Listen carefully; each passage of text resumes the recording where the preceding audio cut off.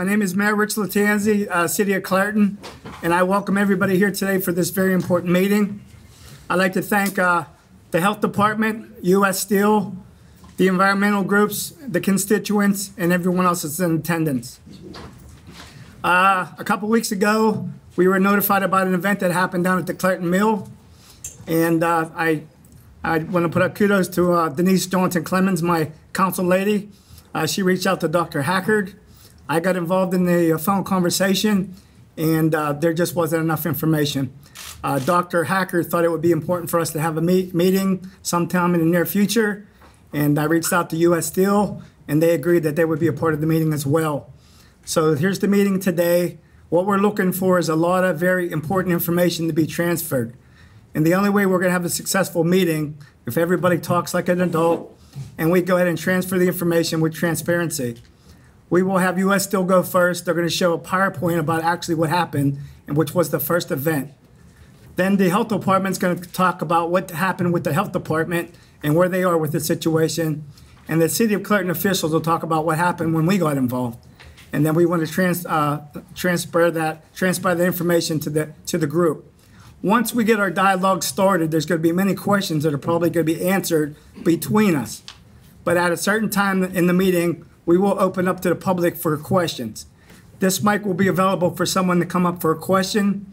We don't want any repeat questions, and we want to keep it to 3 minutes. Again, we want to do this professionally. We all have concerns and questions, and hopefully most of them, if not all of them, will be answered. If anyone gets unruly or out of control, we will have you removed from the meeting. Okay, with no further ado, I want to bring up Chris from U.S. Steel to start off the program.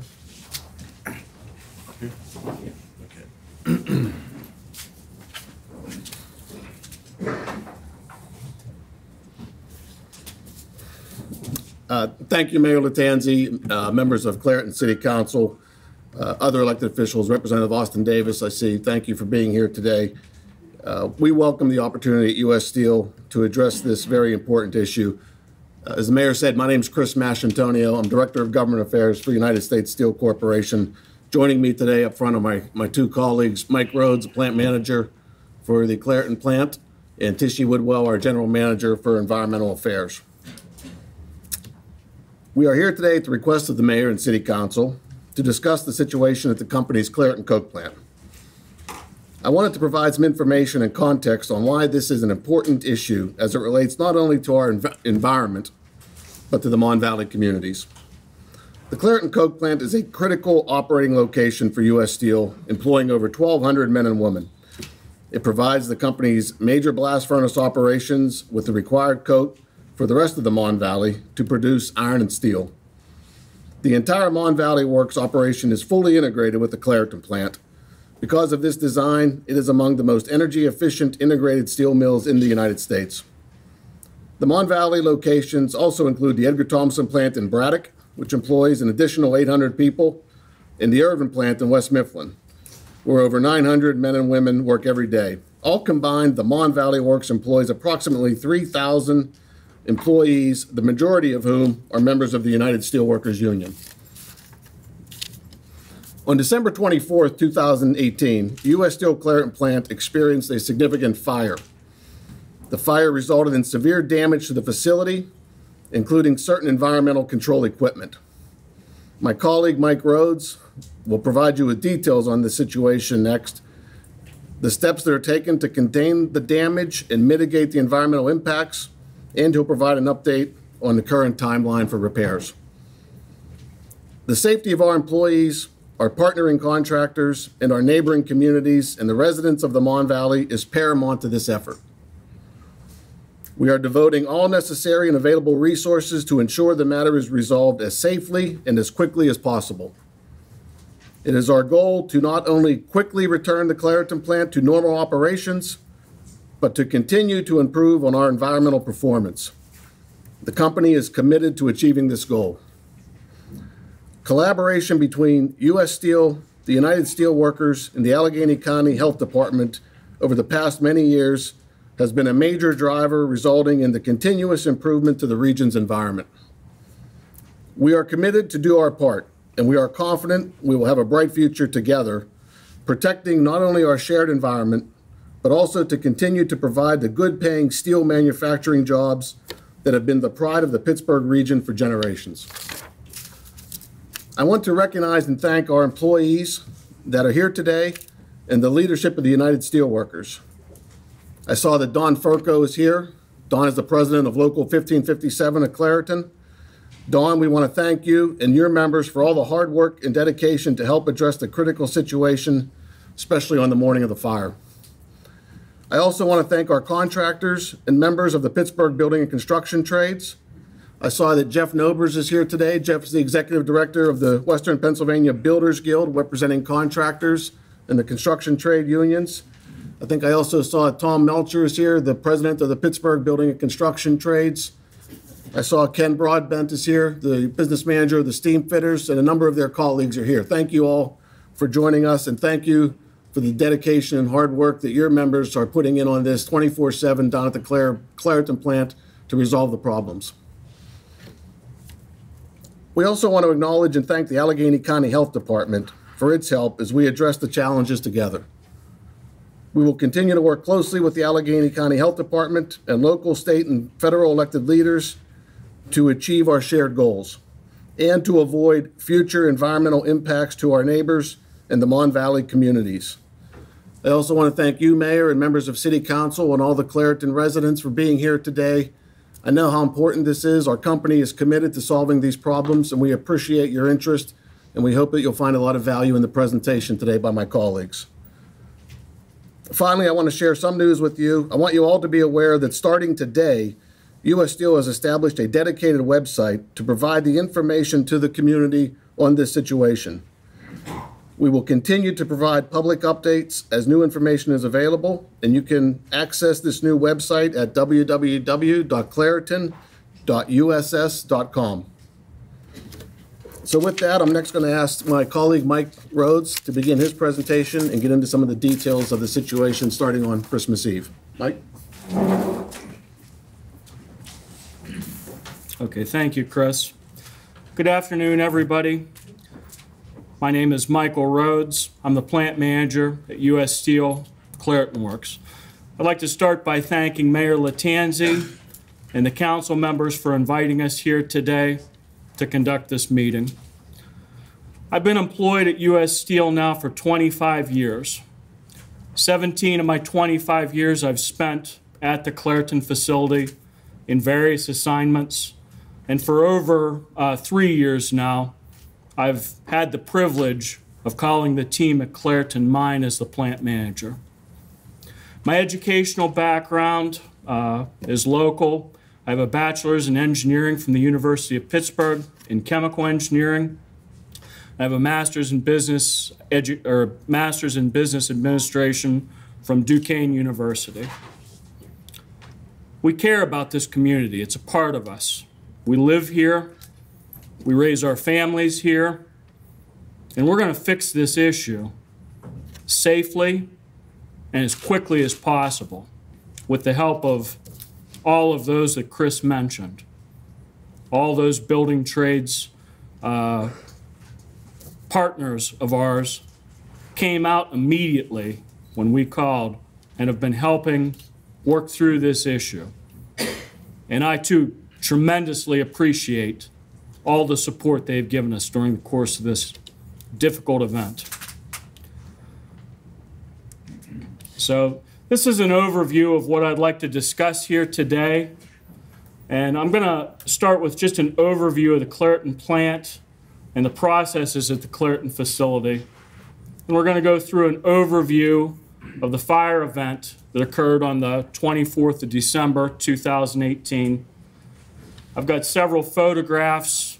We'll detail the damage that we experienced at the Clairton facility as a result of this fire event.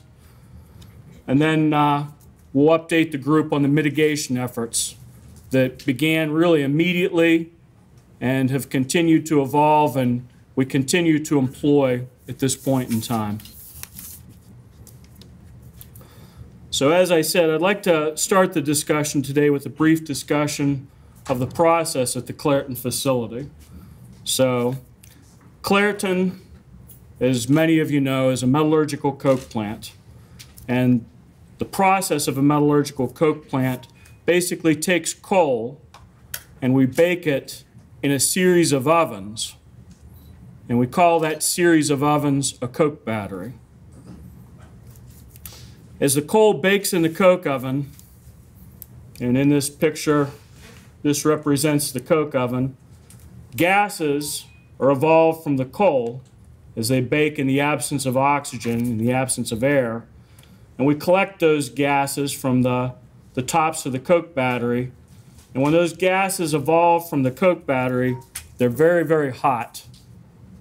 We cool them down from about 180 degrees Fahrenheit to 80 degrees Fahrenheit in a process called the primary cooler.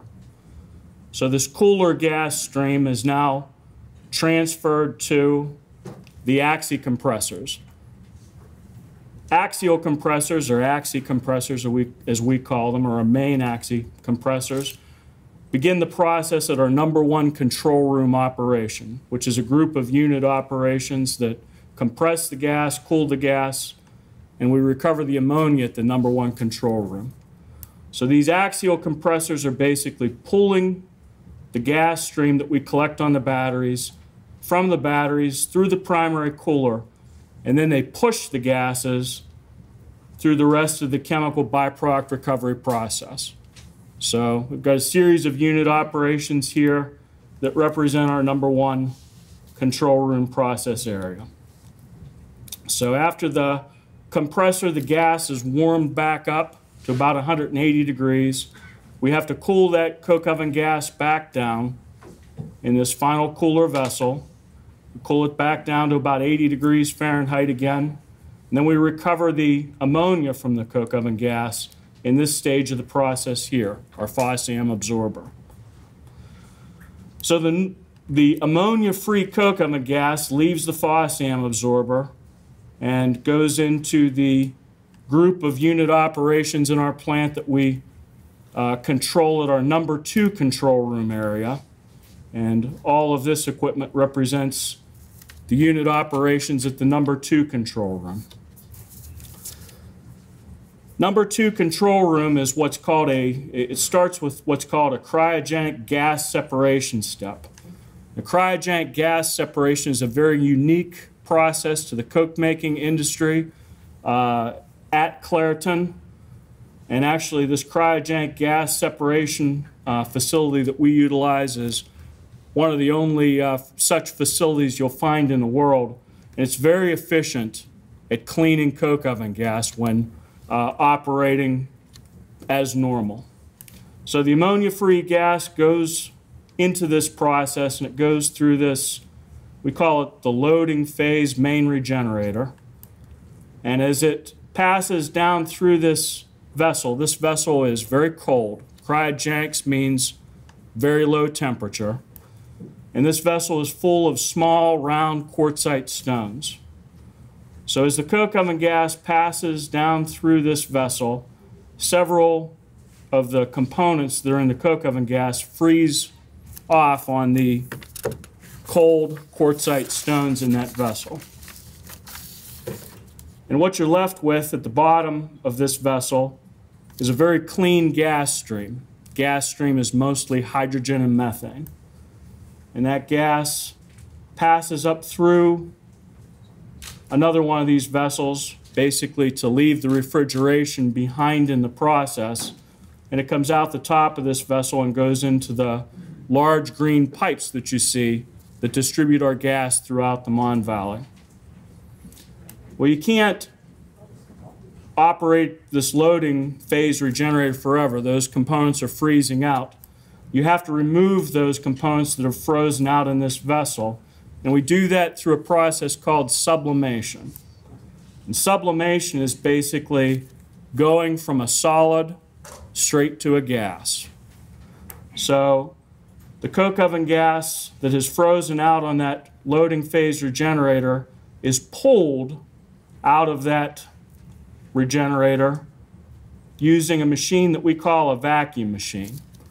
A vacuum machine is very basically, it's essentially the same piece of equipment is what we use on the main axis compressors. The significant difference is the main axis compressor is driven with a 3,000 horsepower, very large motor. These compressors, we have two of them, and they're driven by a 1,500 horsepower motor. Other than that, the equipment is basically identical equipment to the main axis compressors. So that vacuum machine pulls the gaseous components from the main regenerator plant, and then again it pushes the gas that it has evacuated through the balance of the chemical process. And the balance of that chemical process includes our coke oven gas desulfurization process. When the fire occurred on the evening of December the 24th, it occurred in the process building that houses our vacuum machines. And when that fire occurred, significant damage occurred to the building in this area. And to put this into perspective, and I'm going to show several photos of this building, the building is about the size of a football field. And when you look down into the building, it's about the size of looking down into a football stadium. So this is a very large building.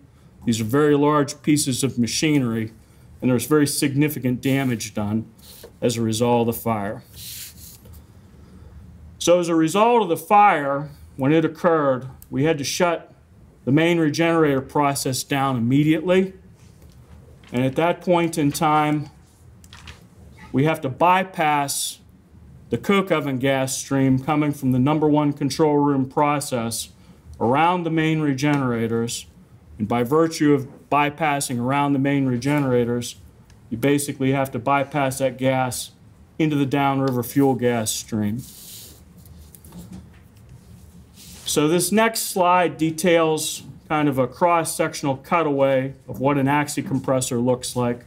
These are very large machines, and just to give some perspective, the gas enters the suction side of this machine, and you've got these large rotors that basically do the work of the compression and push that gas out the discharge side of the machine. And as I said, the fire that occurred in specifically to one of these compressors. That was the start of the root cause of the event. We had a catastrophic mechanical failure on one of these compressors that led to the ultimate significant damage from the fire. So several of you may have seen a photo very similar to this. This photograph was taken on the morning of December the 24th. This photo was taken at approximately 10 a.m. This was immediately after the fire had been extinguished. And what you see here is a significant hole that had actually burned through the roof of the vacuum building that houses these vacuum compressors. This photo was taken a couple of days later, and you can actually see we've started the process of removing some of this loose sheeting. We were unable to gain access to the vacuum building, and you can see the condition of some of the structure as we start to peel back this sheeting. Created a very hazardous situation. We actually had to come in with an aerial lift and remove the sheeting piece by piece by piece to uncover the structural members. And then as we uncovered the structural members, we had to basically remove individual structural members piece by piece using 2 cranes and iron workers that were suspended from a crane man basket. All of this work had to be done mechanically. What that means is we couldn't go in and just light torches and start cutting this material out of there, because we were, as I said, unable to gain access to the building, and we have to gain access to the building to verify proper gas isolation to conduct hot work in that area safely. So as we got the sheeting off, we were able to see this compressor. And from our alarm history, we knew that we were looking for details surrounding this compressor. This is our C521 vacuum machine. And you can see kind of the two stages of the compressor. This is the first stage. It's a larger unit. This is the second stage. But what was really important about this visual, and when we could see this photo, is this area in the photo here. And what that is this is where the gas discharges from the second compressor stage on this vacuum machine. And what we could see whenever we got the sheeting off and could see this was that the failure had been so significant on this compressor train that it had actually sheared the bolts that hold this gas piping together. So that gas piping being separated becomes the fuel source that resulted in the significant fire and the significant damage that we saw in the facility.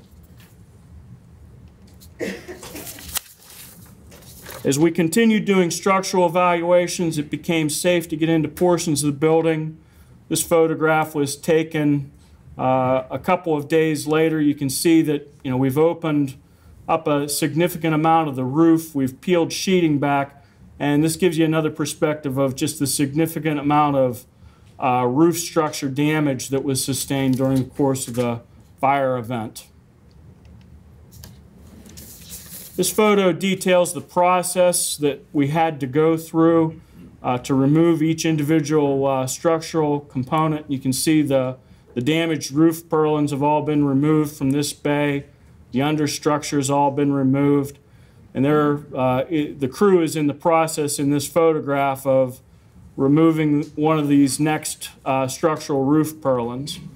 And it kind of gives you a perspective of the size and the magnitude of the steel work that's involved in this roof. And as I indicated, each individual structural member has to be removed one component at a time, with these individuals in the man basket lifting that component so we can safely access that area. We couldn't put any people into the building underneath this at this time until we had all of that structure physically removed.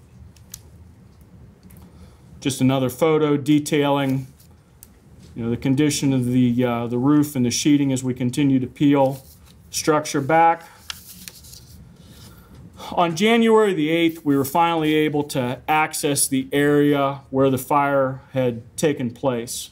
And this is a close-up picture of the C521 vacuum machine where the fire started in this building. And it's difficult to see maybe in this photograph, but you can see there was catastrophic damage to this entire second stage. You can see the case on the machine was physically cracked, broken, damaged.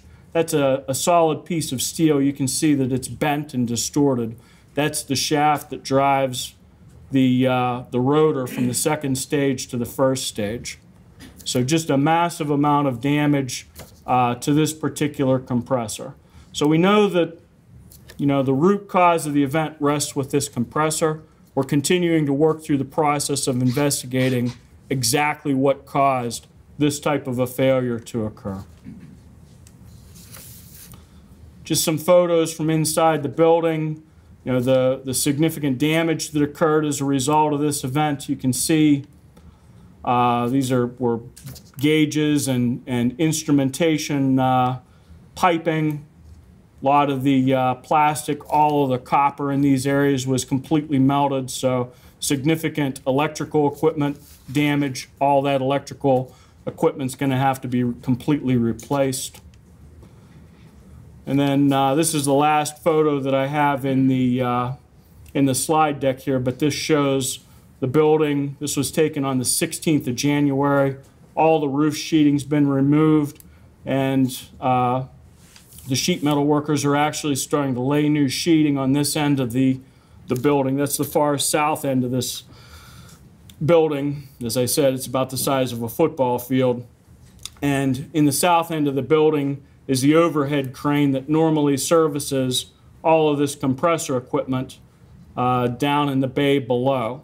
And as they're working through the process of replacing this sheeting, we're trying to get some covering over top of that crane, because ultimately, as we continue to work to rebuild this compressor building, we're going to need that crane to set compressors, to set motors, to set piping, to get this building back into its full functionality.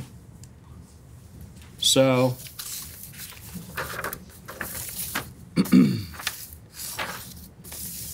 so the next thing I'd like to talk about is, the mitigation efforts that really began immediately. And, at this point, I'd really like to give a shout out to all the people that at 4 o'clock or shortly after 4 o'clock in the morning on Christmas Eve from my team that dropped everything that they were doing for really the rest of the entire holiday period and came into the facility. They contained the situation. The fire department response was exemplary. They worked and coordinated with operations to stabilize the situation, stabilize the process, and we did it with 0 injuries to any of the people in the facility, which is, at the end of the day, what is very, significantly important to certainly all of us. So after they stabilized the process immediately began taking steps to mitigate. And, this undesulfurized gas, we route as much of that to the flares. At the Irvin plant, there's one, we call it Peachtree Hill. It's physically up above the Irvin plant. And then there are other flares located kind of down at the ground level. But we began flaring as much of this coke oven gas as we could displace to the flares immediately following the event. As a result of that, we substitute significant volumes of natural gas into the process to fuel our downstream combustion sources, the Clairton boilers, the Edgar Thompson facility, and the Irvin Works facilities as well. In addition to all of that, we extended the coking times at the plant. What that means is we basically slowed the production of coke down on the batteries. And you do that at a level you want to get the plant into a steady state position where we're minimizing the generation of coke oven gas. But if you extend coking times too much, you create significant additional environmental issues. So it becomes a balancing act, and we've been working with that extension of coking times in an ongoing fashion during the course of this entire event. And then finally, once all of these things were in place, we launched a cross-functional, multidisciplined investigation. We brought an independent third-party fire inspector in to look at the scene and basically consult with us on, how did this event occur? What caused this significant amount of damage? Thank you. And I'd like to, at this point, introduce Tishy Woodwell to further discuss some of the environmental implications with Clairton.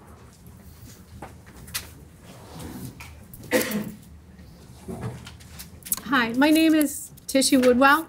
I'm the General Manager of Environmental for U.S. Steel. I've been with U.S. Steel for 29 years, almost 30, but not quite. And I wanted to just talk a little bit about SO2. Mike went over the fire, which occurred December 24th in the morning, and we'll talk, I'm sure the county will talk about the notifications that we made to them that morning and the ongoing communications we've had with them. But what I wanted to do was step back a minute and talk about what we were doing prior to that fire with respect to SO2. So SO2 is a criteria pollutant. The US EPA sets standards.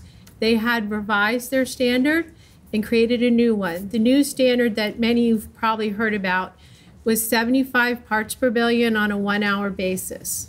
This is a much more stringent standard than the prior standard. The prior standard was 140 parts per billion on a 24-hour time frame. So when a new standard is set, there's a process that's established through the Clean Air Act. And basically, what you do is you look at the monitored data. Monitored data is outside our fence lines. It's in the ambient air, the air that people breathe. In this case, it was looked at the Liberty monitor, and the monitor was over the new standard. So the process is that further reductions have to be made. And the agencies that have jurisdiction over those monitors, which in this case is the Allegheny County Health Department, sets forth a state implementation plan. Many of you have probably heard of that referred to as a SIP. We talk a lot of abbreviations. So the Allegheny County Health Department came to U.S. Steel. We worked voluntarily with them to develop reductions that were eventually incorporated into permits that required us to do certain things, and those permits went out for public comment. Many of you may have seen those. We were required to do a number of things, but there were two primary things I wanted to mention today. The first occurred at Clairton. Mike Rhodes went over our byproducts process. Part of that is removing sulfur from the coke oven gas to make it cleaner. The team came up with an innovative way to remove even more sulfur than had previously been removed. So we agreed to incorporate those changes, and we needed to have those in place by October, it's already 2019, by October 4th, 2018, which we did. The second major thing we did was at our Edgar Thompson facility. There, our boilers combust a variety of gases. What we did there was take 3 stacks, combine it into a single stack, much higher for better dispersion. Again, those changes had to be implemented by October 4th, 2018. So we completed all those on time. And then, so that was October of last year. From October 4th of 2018 until the fire, the monitor was in compliance, meaning that it was meeting the new standard. So the changes that we've implemented, but for the fire, are able to allow that monitor to be in attainment. So we are confident that once we get the repairs done to the byproduct facility, that the facility will be back under stable operations, and we will be able to demonstrate compliance at the Liberty monitor. So that's kind of what I wanted to let you guys know about, that we were actively engaged in addressing SO2 prior to the fire. We're committed to it after and throughout the time of the fire. So with that, I'm going to turn it back to Chris.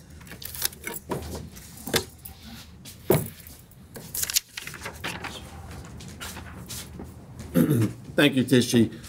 Mayor and members of City Council, that concludes our presentation. Once again, thank you for the opportunity to share it with you and the residents of Clairton today. Thank you.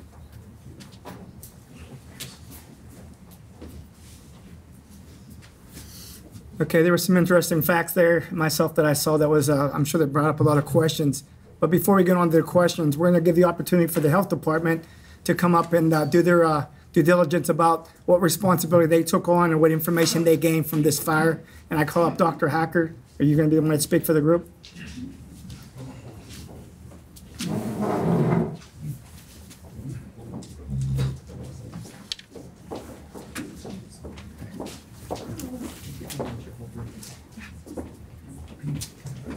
Hello, everyone. So I just wanted to introduce myself. I'm Dr. Karen Hacker. This is Jim Kelly, who's our Deputy Director for Environmental Health, Jamie Graham, who runs our air program, and Luann Brink, who's our Head of Epidemiology. You heard a lot today from U.S. Steel, and I do want to say that they have worked very closely with us. As you know, that we heard about the fire shortly after it occurred, but we were not aware of the complexity that was just discussed. And it was, in fact, you can't hear? No? We can't hear back here. Speak up. Okay. And that the complexity of the issue as it was unfolding. Better? Okay. So as some of you may know, it is not uncommon to have SO2 exceedances pretty much around the level that was mentioned during this time of year when you have the changes in the air becomes cold and it's sort of locked in. So initially, we were under the impression that things were kind of going to go along. We didn't know everything. As I said, this was an evolving issue. And we began to watch. We didn't have any exceedances until the 28th, which were short. They were less than an hour, and they were, I'm sorry, the 26th, excuse me. That's why these guys are here. They were short. They were less than 1 hour. And we thought that perhaps this was because of the weather. But then when we saw additional exceedances, we were talking to U.S. Steel the entire time. And as they did say, and we would agree, they were extremely proactive in their efforts to address the issue. It became clearer that this fire was potentially responsible for additional exceedances. They tried a number of new things. We even said to them that they had to provide us with a plan of additional mitigation strategies should an additional exceedance occur.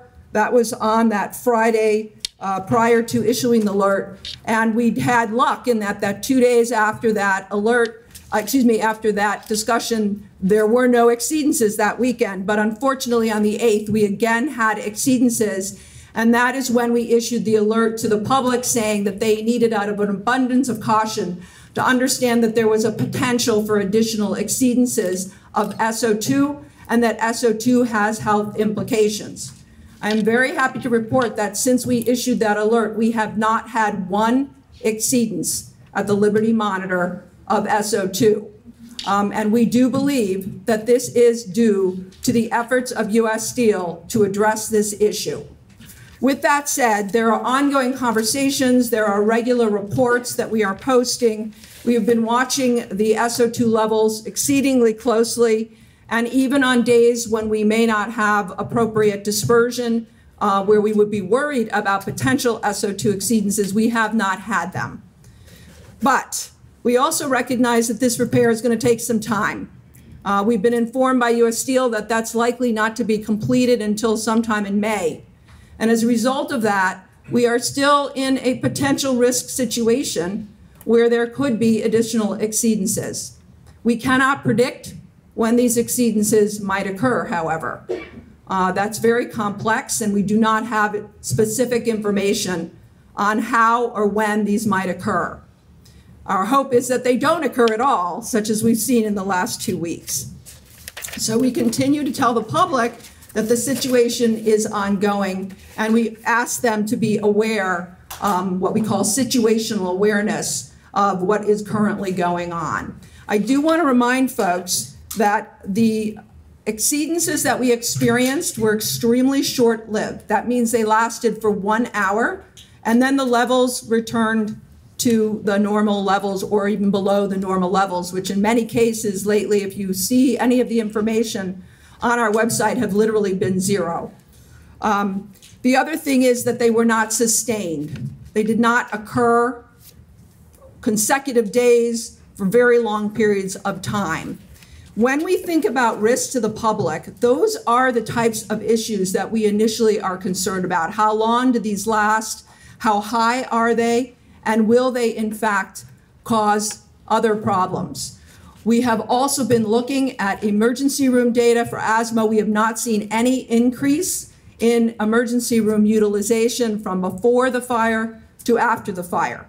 Now, that's good news. We certainly know, however, that when air quality is not good, they can act, and SO2 can act as an irritant for anyone with respiratory conditions. And so it is not surprising to hear that some of the children with asthma may have had some additional problems as a result of bad air quality. With that said, we continue to issue reports. I think we're going to issue another one tomorrow. You've heard, however, most of the things that are currently going on. And we also want to say that we are now going to be monitoring here in the Mon Valley, and I'm going to let Jamie talk a little bit more about that. And that is as a result of U.S. Steel agreeing to support that monitoring here. So that should be happening relatively quickly. And that will be specifically for SO2. So I'm going to let Jim and Jamie say some things. Well, we want to do the, The Liberty Monitor is located on the South Allegheny High School, and that is our standard monitor because that is the predominant wind goes from the plant up that valley, and so that's been traditionally our high spot, and so that's where we normally expect our high values to be and where we expect the problem to be. However, because there's changes going on and actually all three plants, we've decided, and with the U.S. Steel's cooperation, that we're going to do some additional monitoring in the Mon Valley just to make sure that we're not missing things because the monitor is in the wrong place. We're putting a monitor at the Clairton Educational Center. We're working with the school. The school has been cooperative. We're doing that almost as we speak, though the day's over. We have to identify the actual physical location, which room it'll be in.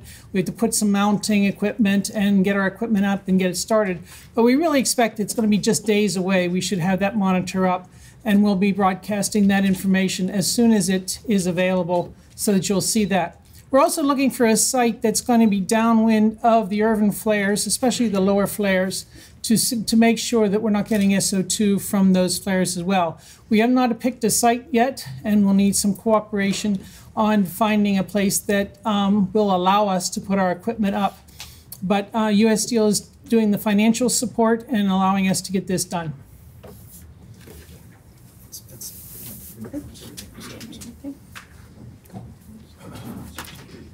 You want us up here for questions?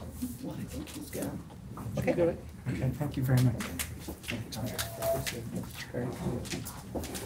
All right, thank you very much to the Health Department. That was very informative as well. Next, I'd like to call up my counsel and our solicitor. I just want them to be a part of this as well. And then I'll introduce them when they come up here. One of our counselors is not here right now because he's at work, Tony Curta. He's going to be coming to the meeting late. But everyone on council we have full impact on this because, this affects our city and our constituents.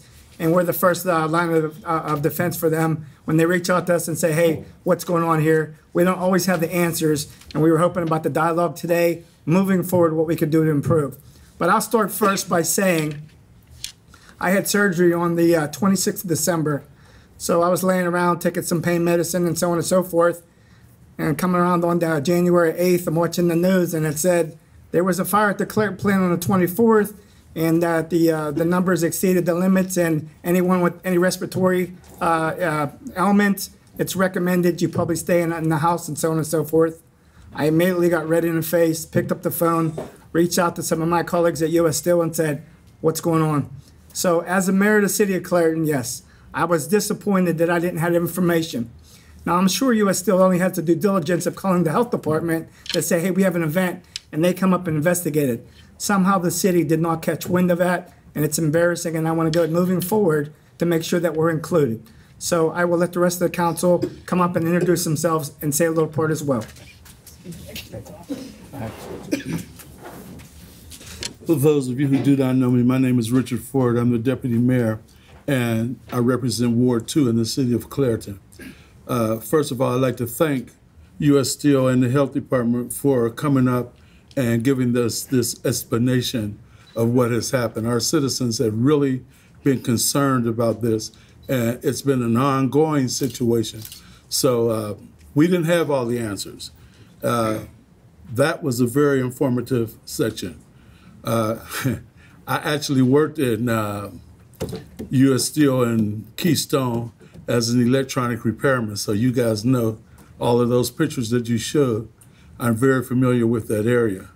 As in ER, we had to take care of all the instrumentation and those things with this, so that was very familiar. And I do understand what happens with the compressors and how they can do different things. We had different incidents when I worked there, but never to that magnitude. I'm just grateful that you're all here, and I'm so pleased to see our citizens come out and be aware of what's going on. I know I've been given a couple questions that if I don't ask it right now, I'm going to hear it from all of them.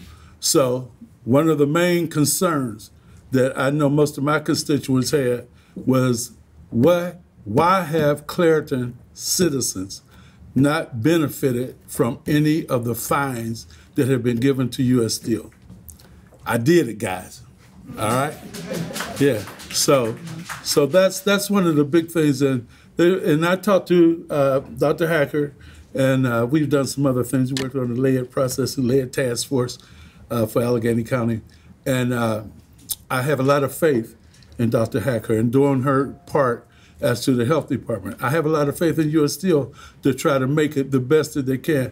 If you ever recall the days, and a lot of you in the room do, where the quench was on our cars and we had to shake our sheets to get the gray off of them and then fold them up and put them away. They've come an awful long way. They've come an awful long way. But obviously they haven't been able to meet the standards that the health department are asking.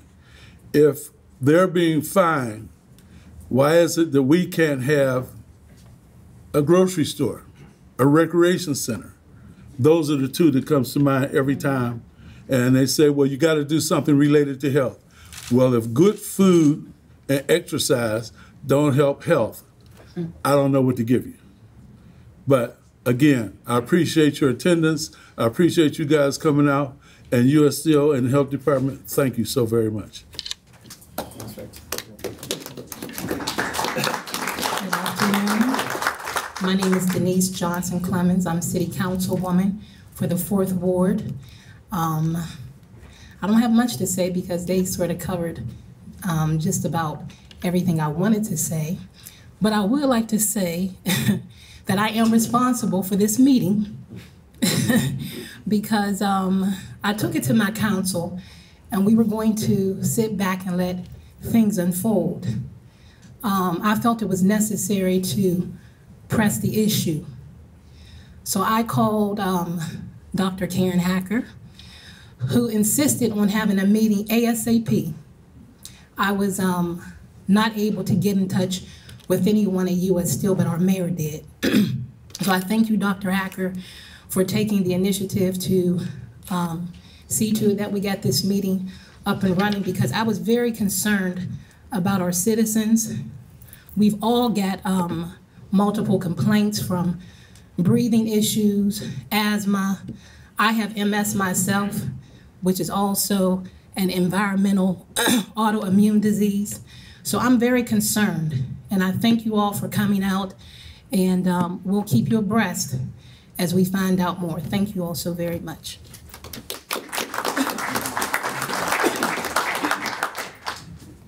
Hello, everyone. I'm Lee Lossage. I am the 3rd Ward council person, and I see a lot of my constituents here today. Pull it down, pull your mic to speak up a little bit. Okay. There you go. I'm Lee Lossage. I'm 3rd Ward council person. I see a lot of my constituents here this evening, and I want to thank you all for coming out. I, like the mayor, was under the weather when this all happened, but I do want to thank U.S. Steel and the Allegheny County Health Department and my fellow council people and the mayor for taking a handle on this. I do suffer from multiple episodes of bronchitis, and believe me, I'm thankful that everybody was transparent with what this was all about. I do understand that there are breathing difficulties for students with asthma, but it also goes to adults with asthma. So if you are having a problem, please go to the ER, and if they can tie it back, please do that. A lot of times they can't do that, and it is just the air, whatever, it's just your body. The other thing too is we do have to appreciate U.S. Steel. They have come a long way. I grew up here. We all grew up here.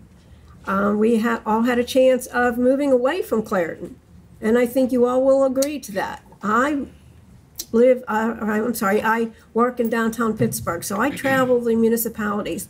I understand my husband, my father-in-law, and a lot of uncles have worked for U.S. Steel. I have washed clothes, I have done all that, and believe me, I have gone through everything. But it is a lot better than what it was, so let's give them a chance to make it better this time. I had a few questions for U.S. Steel, like I'll ask them in private, because I think it's better for me to do that, because you probably already have your answers and I want to get my answers. But the thing is, we have to give everybody a chance. I don't like the fact that we did not get an early enough alert that this happened. I think that if there was an issue out there that could have affected all of us, we should have been given that alert sooner. But this happened. Let's learn from past mistakes and go from there. I think that U.S. Steel is in touch with our mayor constantly, and they can be in touch with the surrounding mayors and give alerts just as easily if there is an issue, and then it could be broadcast out to the residents. I know Eastman Chemical does it, so why can't U.S. Steel? That's my spiel for today, and I thank you all for coming. Thank you. And like I mentioned, Councilman Tony Carter is not here, but he's very involved in what's going on with the situation. In a few minutes here, we're going to open up some questions from the general public here. I'm going to ask everyone to form a line here. We're going to do no more than 15, no more than 3 minutes, no repeat questions. If you have a question that is an adult question, it's about the air quality and what's going on, you're welcome to have a question. If it has something to do with why wasn't my son hired, this is not the time to bring up the question, okay? So we're gonna change this mic to that mic. Give us a minute, and line up here next to me. I'm behind Melanie up here.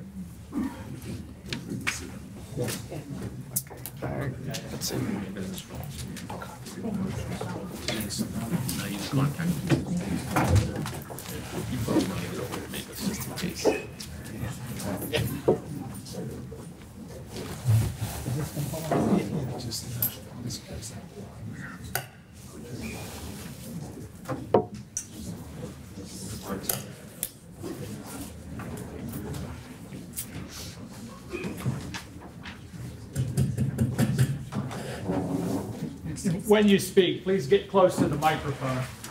And it is adjustable, so I'm loud. Yeah, please state your name too before you speak. Hello, my name is Shamor Matthews. I'm from North Braddock. Of course, the air quality affects me. You know, we have the highest incident of asthma in the United States of America. That doesn't happen just because it is. And let me also remind people here, U.S. Steel did not go and comply willingly. It is people like us that fought for cleaner air, environment, and working conditions. That's why U.S. Air is complying. Not because they said, oh, we're going to be good Joes. That started early on. I do have some questions. First off, you talk about clarity, openness. We didn't know there was a fire the 24th. They didn't report it on the 24th. They waited. And actually, it was very underhandedly, with a lot of things did. I think everybody in here would be very concerned to know that their health is at risk, their children, their loved ones, their family, their elderly, and they're sick. We should have known about this on the 24th, no later than the 25th. We should have known what was going on. Now, I understand that U.S. Steel and Clairton Works has been in violation for years. They've always been in violation of different things. That's common. Anybody that looks at the website can find that out. I no sooner trust the Allegheny Health Department than I do U.S. Steel, because they've lied to our faces left and right. And this is a good example of them lying to us. We should have been informed on the 24th and 25th. Don't let that be out of your thoughts. And lastly, when you leave here, I want you to start looking up labor laws and everything else. That happened because people like myself and you standing up and demanding it. They weren't giving it willingly. They care about a profit. Seconds. That's well enough to find. Also, look across the river here from the Clairton Works. Those hills were bald because of what they were spewing from those plants. They aren't right now, but they'll go back to it if we let them slip.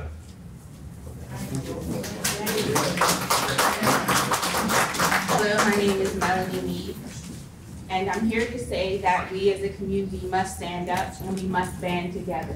We must not think that because they are better, that it is better. We must not think that it is okay to just allow them to continue operating in the same way that they have. These small, fine particulate matter have been crushed up so that you don't see them, so that you don't have to wash them off of your car or wipe them off of your face. These are the things that should have been done. There's a lot of work that the Clairton Coke Works should be doing, and we're not holding them accountable or responsible. One of the questions I'd like to ask the Allegheny County Health Department is, what emergency protocols are in place to alert our community when we should evacuate the city? Where will we go if the whole Mon Valley is affected? How long are our kids going to be expected to play inside? And why should they be expected to play inside? Who is tracking our health and what system is in place? I am studying to become a naturopath. I hope to complete my degree by the April of this year. I am very willing to use my skills and talents to help us assess our health and well-being and use natural health remedies. We can get plants and indoor things to change our indoor air quality, but we have to make a change. There is no way that we could have sat here and accepted to hear on January 4th or 6th about something that affected our health on December 24th. I myself went to the emergency room. 30 seconds. My son is still suffering with issues. I do not have respiratory. I have cardiovascular, and your cardiovascular is affected by poor air quality as well as your basic energy.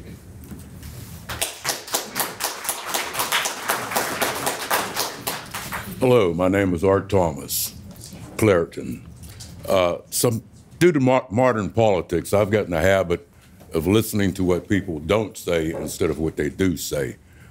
After I got done listening to the one guy there, I feel like I could work down the Coke plant somewhere, because he gave all the instructions on how to make coconut. I didn't hear about what was done to suppress fire to start with, which should have been in place. Fire should have never gotten that big to start with, okay? Also, I've been coming up here to City Hall, talking to our city fathers for over 2 years. What was I talking about? How about some type of emergency evacuation system in case something happens down Clairton Mill, a chemical plant, or somewhere like that, so that the citizens of Clairton can be notified when it happens. This thing happened on the 24th. I'm sitting up watching TV on the 9th of the next month, and I hear they had a fire down Clairton. The air's no good to breathe. My wife has sarcoidosis for breathing this stuff all of her life. Most of the people in this city are affected by respiratory diseases and so on and so forth. You don't know how many people have died from these diseases, but yet we got to sit up here and listen to this rhetoric all the time, same stuff. Now, another question I have, they're talking about testing the particulates in the air hourly now. Who's doing the testing? Are the people that's putting it in the air doing the testing, or the people that are responsible supposedly for keeping us healthy testing? I don't know. I didn't hear anything about that either. Like I said, after listening to Trump all this time, and I don't need my other 30 seconds. I might say some stuff to get kicked out of here.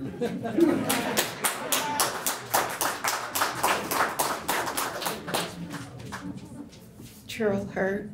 I'm a resident of Clairton all my life. The large black particles that we saw growing up, they're not as dangerous as what we're seeing with the small particles. And I guess that's one of the things that I have learned. I have a spec monitor in my house. I also have a daycare. Before I allow my daycare kids to go outside, I look at the spec monitor to see how bad the quality of air is that we breathe. Maybe about 3 weeks ago, I had the worst ear infection. I haven't had an ear infection since I was a child. I did go to the doctor. The doctor prescribed Flonase, allergy stuff, things to treat sinus. So I'm saying that in my daycare, I have kids that have begun coughing real hard to the point of gagging. No, did their parents take them to the doctor? Some did, some didn't. But we here in Clairton, we do have side effects that maybe you don't know about. Maybe we haven't reported. because sometimes we don't know who to call. You say that it's online. Everybody doesn't use the cell phones. So I'm saying that we have real issues here, that maybe we aren't verbal enough to tell you that we have them, but we suffer. Thank you.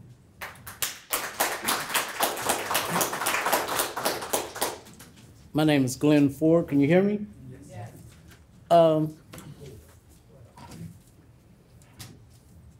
I have a nonprofit called the Telepeer Foundation. I would like to employ U.S. Steel to our community right now.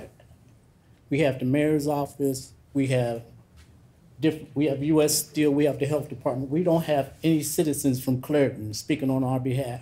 All due respect to the mayor, right now he's sitting there timing us, but nobody else is being timed.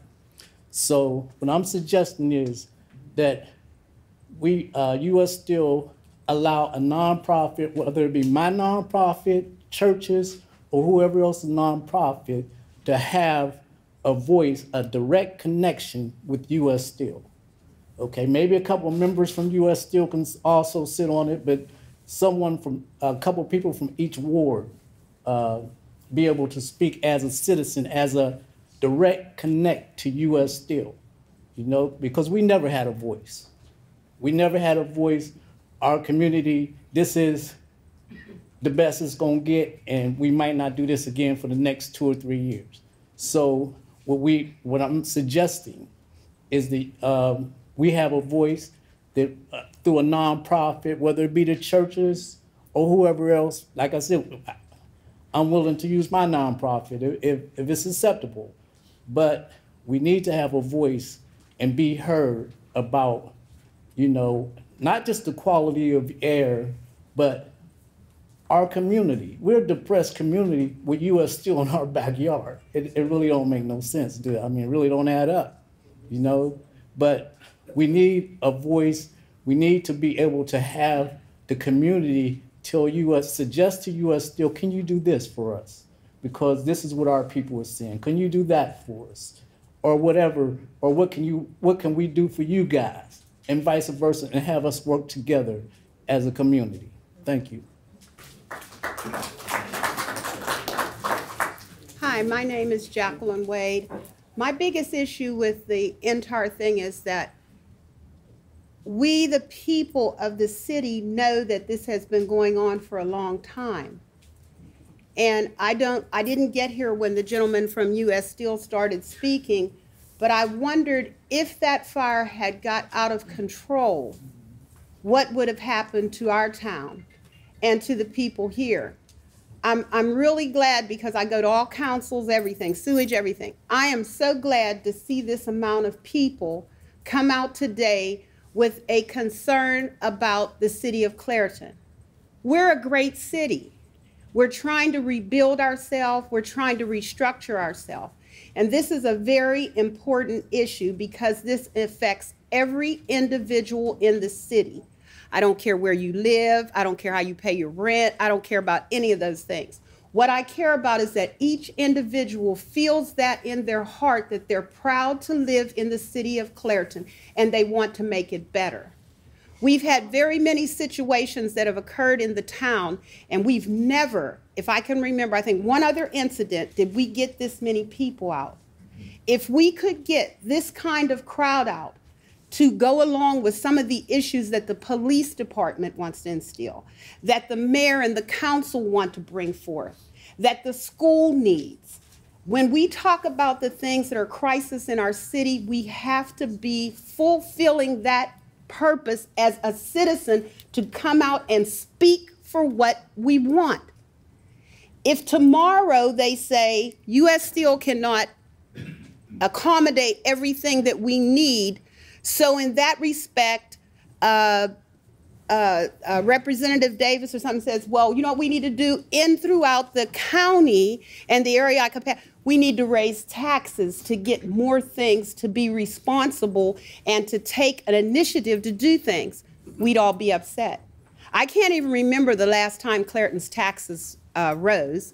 I don't think under the administration of the people that are sitting there, because we're depressed and we can't do it. But just think if everybody came out for the drug epidemic like this, if they came out for the school issue, if they came out for poverty and crime.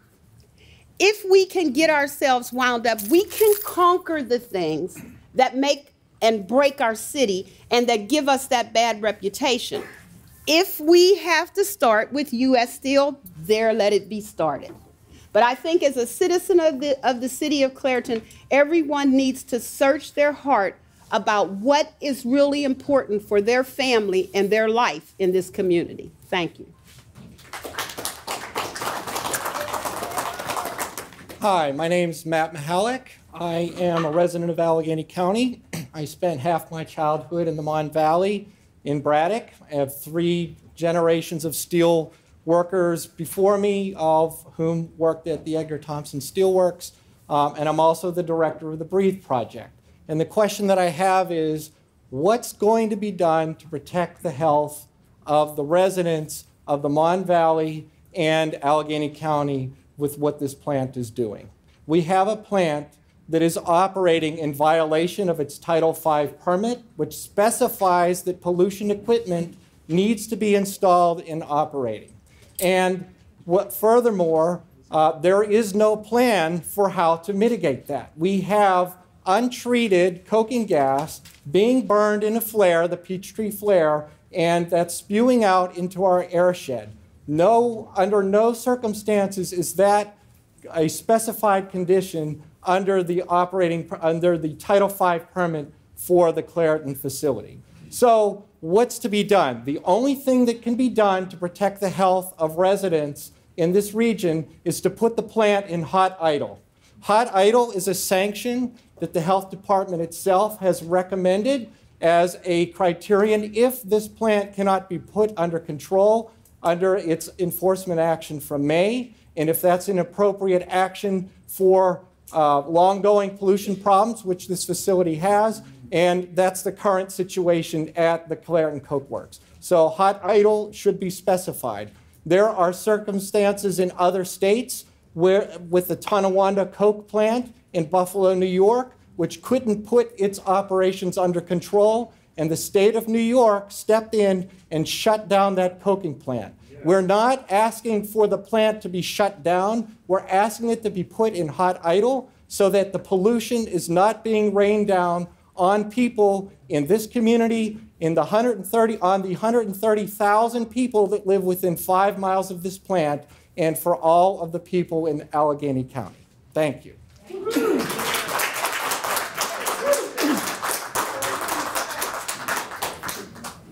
My name's Ken Weir, and I live in Lincoln Place, the city of Pittsburgh. Well, first let me say one thing. I worked as a teamster. I worked in the steel works at Homestead Work, American Shear Knife, and I was a construction laborer for both 1058, 373. Okay, get that. That's enough being said. About 3 years ago, I was reading in the newspaper, and I come across an article from Carnegie Mellon University, a professor there, looking for volunteers to run an air monitor at their house. So I said, okay. I signed up. I called them. They sent out a group of graduate students from Carnegie Mellon, and they installed an air monitor at my property. And it's called a ramp. I don't know if the health department's aware of the ramp project. It's all run by Carnegie Mellon. All professors, atmospheric studies. And it's real-time data. I can go on there anytime and I can look at particulate matter in all the neighborhoods around Clairton, all around the area. Baldwin, Whitehall, you go up, it goes all the way out into Scott Township. So I go on there and I look at it occasionally and I find out something really unusual. Right now, at the top of the hill on 885, where 885 goes down into Payne Hill, and then it comes down into Clairton, they have the highest particulate matter in the area, okay? You think about where it sits in proximity. They talk about the higher elevation of these stacks. That takes you back to dilution is the solution. They want to put it up high, and they want to disperse it. but Pittsburgh sits in a bowl. At my property, where we live, we're almost up at 20 particulate matter, and it's based on percentages, but it's very high. And the point I'm making is there's a problem in Clairton, but there's a problem all around this area because this pollution travels. It isn't sitting right here. It's out there, and I have the proof. Carnegie Mellon has the proof. They're doing the studies. They know what short-term risks there are, and they're evaluating the long-term risks over time. So when this pollution blows out, it's not just here, it's all over. And one thing about U.S. Steel, just remember one thing.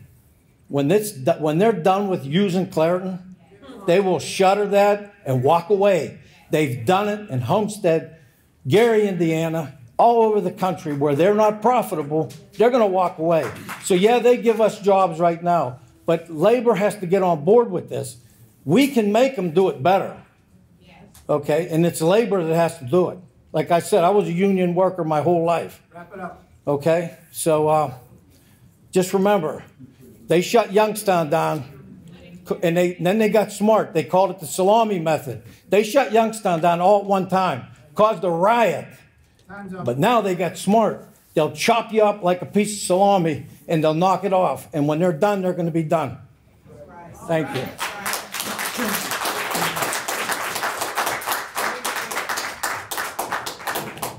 Hello, folks. My name is Edward Lay. I'm a steam fitter with Pittsburgh's Local 449. I'm a member of the building trades. I got a degree in construction supervision. I got a degree in business. I'm a firefighter for over 20 years, and I own property in Clairton. I'm also part of the team that's been called in to help restore the operation of this plant. And I want to tell you all that on the morning of January or December 24th, early in the morning, we were called. At that time, the building trades was notified of the issue. Not knowing the severity of it, our goal was to provide whatever support we could to help get this plant restored back into full service. And I want to tell you, having seen fires before and the catastrophic outcome of fires, as you've seen on those slides, it's never easy. When you go in on a situation after a fire, it's never easy and it never looks good. It's a question of how are we going to do this, how are we going to get organized, and how are we going to make this work. And I want to tell you all that the people from U.S. Steel, as well as all the building trades people, and I'm proud to say I'm part of these building trades people because we have a hell of a team down there. We meet daily. We work out every deal, every move. You have to understand, you don't just go into a plant like this and just go in and start tearing it apart and making it work again. Every move is choreographed. Every move is analyzed. We have safety issues to deal with. There's a lot involved here. The team we have, I will say from my experience, cannot be equaled. The U.S. Steel participation, I've never seen a better contractor-owner relationship team in dealing with daily issues that come up, and they change constantly. This is a big deal for us. It's a big deal for U.S. Steel, but we're on top of it. You got a good team of people down there. You got people in this room that I work with every day. We change the plan every minute as it goes because that's the nature of what we're dealing with here. But we got a good plan and we got a good outcome that's going to make it better than what it was before the event. So I want to reassure you all, this is a tough situation for U.S. Steel. I know that, you know that, but we're doing everything humanly possible. And I'm proud to say I'm part of the team that's going to restore this plant, not back to what it was, but better than what it was. Thank you.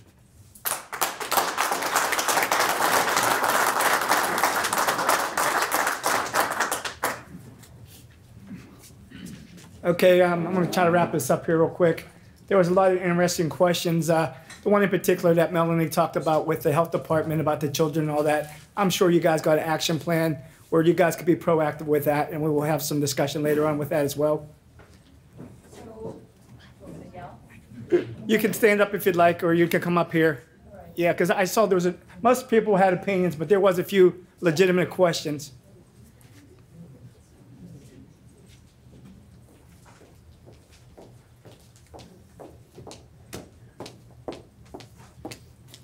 All right, so the question that I got was, what are the emergency protocols in place to to monitor health and I think it was in utilization, but I'm not sure. So the county has on all of our departments a whole emergency preparedness plan. We actually have a whole department that's just focused on emergency preparedness. We have monitors. For anyone who didn't know, they were asking how we monitor the air quality.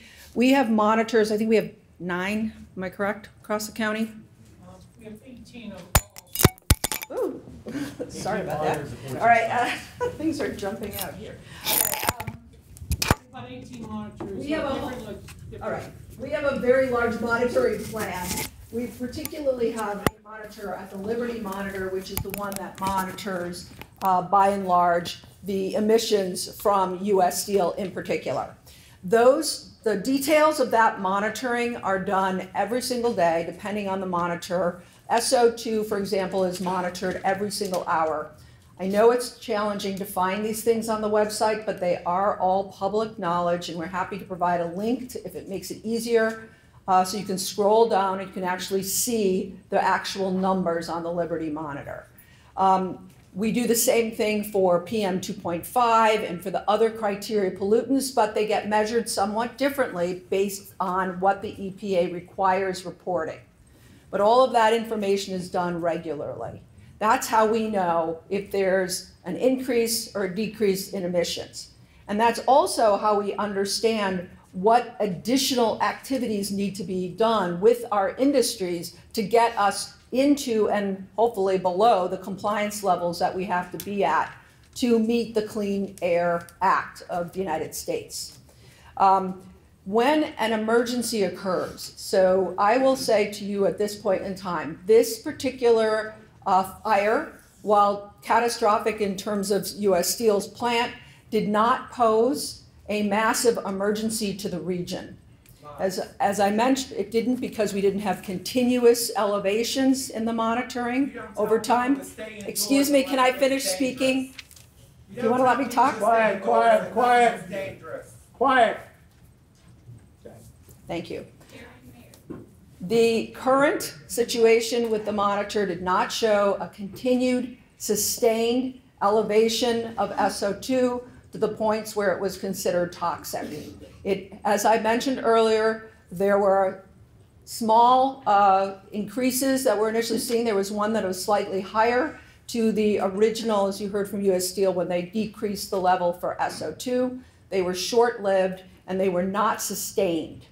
I think that's something important because people ask us all the time, when is something considered to be a very high level of emergency? And that does have to do with the issue of how bad the levels are, how long it is sustained for, the population that is experiencing those types of things, and all those things are taken into account when an emergency occurs.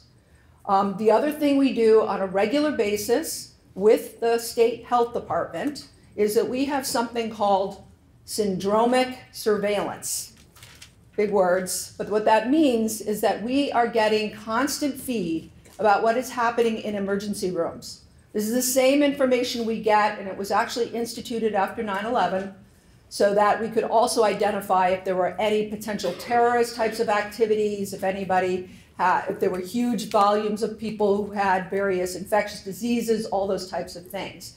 And those things will jump, if they jump up, we will get immediate notification of those things, and we will start the investigations. As I mentioned earlier, we did not get any of those notifications. In addition, obviously, people calling in, if you do not have information on how to get access to the health department, as someone said, you can go online, but not everybody has the ability to do that. We do have a phone number. County is now taking phone numbers as well. I can provide that. Jimmy, do you have the direct line? 412-687-ACHD. 412-687-ACHD. So that's a way you can call in complaints. Also, you probably know about the Smell Pittsburgh app, and that's something you can download on your phone. And that information also comes to us in terms of people complaining about various smells and how intense those smells are. So there's a number of different ways that all of this information is getting monitored on a regular basis. Now, of course, if there are things that are happening that no one is calling about or reporting about, no, we're not going to probably know about that. So I do urge you to pick up the phone if you're concerned about something. And sometimes you're concerned about something and you're not even sure if you should be concerned about it. We're happy to answer those kinds of questions as well, and to help you understand if there is something going on in your community or if there's not something going on, but to give you that information and to help translate it for you, because a lot of this information that's on our website, I will tell you, it's very, very technical, and it's very complicated to explain it. Believe me, I spend most of my time trying to figure out how to translate what the engineers are telling me to something that you all can understand. And I try to do my best at that all the time, but it is very complicated. So we're here to serve you.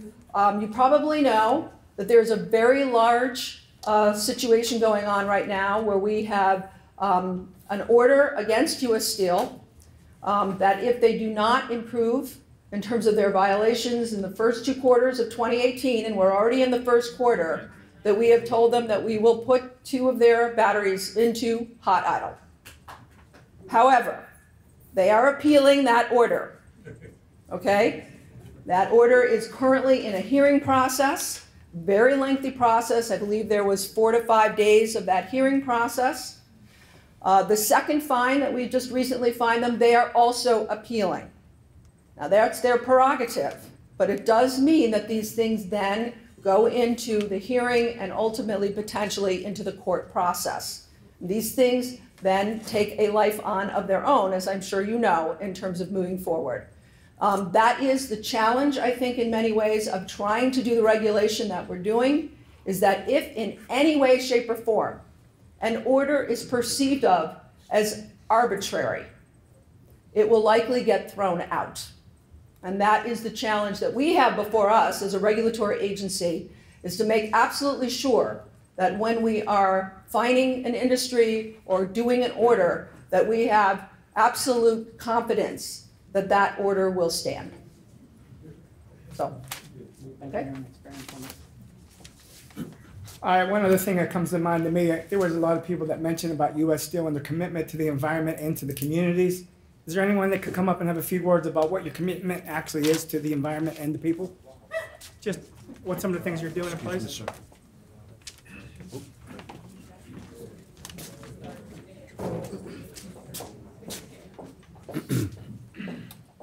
Thank you, Mayor. I think Dr. Hacker addressed the monitoring issues, so I'll address the issues that you just raised. And really, when I was listening to the questions, I think the first I want to address is the communication with City Council and yourself going forward.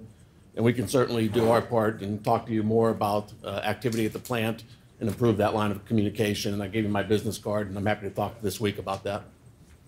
Okay. So the other questions I heard, there were several common themes. I think it's primarily the health risk involved due to the environmental issues. And I think you heard from us earlier, we are committed to the Mon Valley. We are committed to protecting the environment, okay? It's a challenging task, but we're up to it.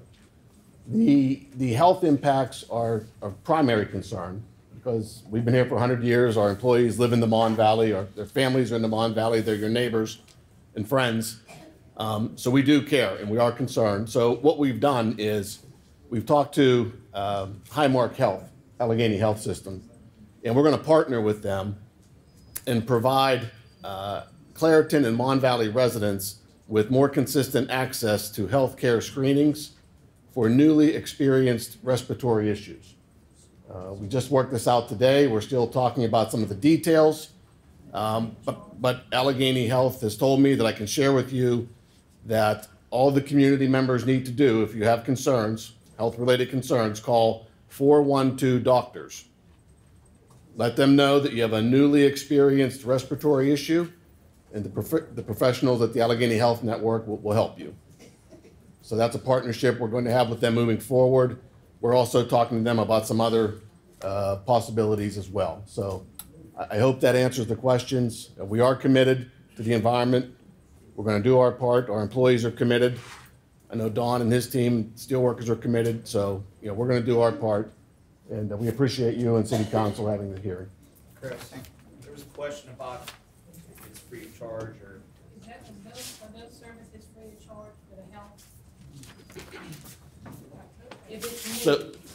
So we're still, Councilwoman, we're still kind of in the preliminary discussion with the Allegheny Health Network, so I'm going to let them kind of address that when they're ready. Okay, so is that okay? Yes, that was a question on the live. Okay.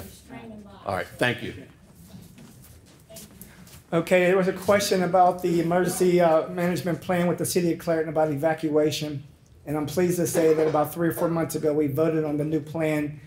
We had a couple of representatives from the county come up and discuss the plan with a PowerPoint on what would go on if something happened in the city of Clairton. We're willing to share it with anyone, but this just happened about 3 or 4 months ago. It was very informative. All the situations are different depending on what happens, but it was very informative. We have something in place, and no one forgot about the city of Clairton or our residents. With that, I want to conclude the meeting, and hopefully maybe down the road we could have another additional meeting. We could have some follow-ups as well. And I know you have still heard some of the concerns from the citizens of Clairton. You know, we live here, we're the host community. We have a lot of things going on in Clairton. Any little bit of help would help us and help our citizens. But I think this was a great meeting. It was very informative. And I thank everyone for acting mature and like adults. We got a lot accomplished tonight. I learned a lot, and hopefully everyone did as well. If anybody needs my business card, my counsel, or anybody here, I'm sure anybody's willing to share a phone number with you. God bless you and be safe, and have a good day.